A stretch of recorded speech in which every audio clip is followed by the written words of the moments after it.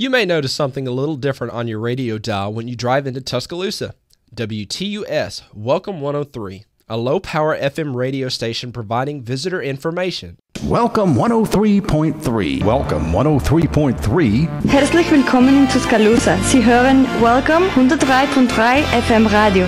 Here's a traffic update from Welcome 103.3 FM. WTUS Tuscaloosa.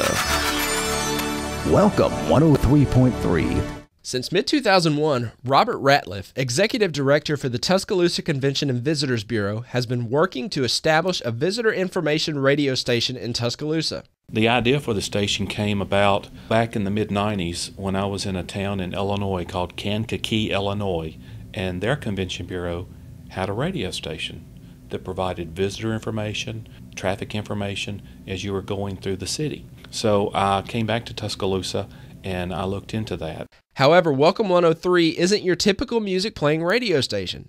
There are no commercials, no talk, and no music? That might make you ask, why listen? Ratliff says you might just learn something about Tuscaloosa. With WTUS, there's no need for DJs. Ratliff says he creates much of the programming in his closet at home, which he soundproofed himself. He then loads it into Windows Media Player at the station on Jug Factory Road. The public service announcements and other programs run in a continuous loop until he changes the programming order the next day. However, Ratliff says he can break into the broadcast if necessary. We will have the capability to interrupt programming if we did have a situation where there was an accident on the interstate and started rerouting, and I can go on live and relay that information, so that's going to be a real plus. The station also carries severe weather bulletins, but its primary duty is to promote tourism in the Tuscaloosa area.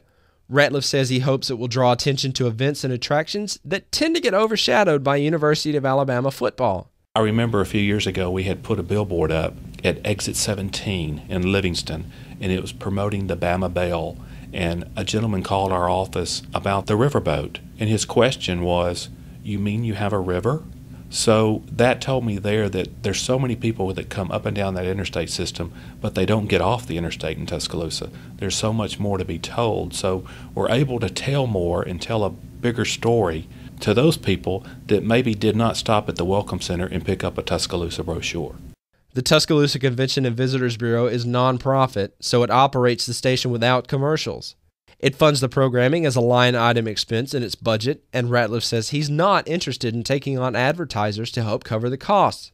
We've had a couple of people contact us wanting to be advertisers on the station. You know, how nice is that? But that's not the point of the station. That's not what we're looking at doing. You know, we are a nonprofit. That's not what this station is about. It's about providing traveler information, tourist information. We're not in the business of selling commercial time on it. That's just not what this particular station is about.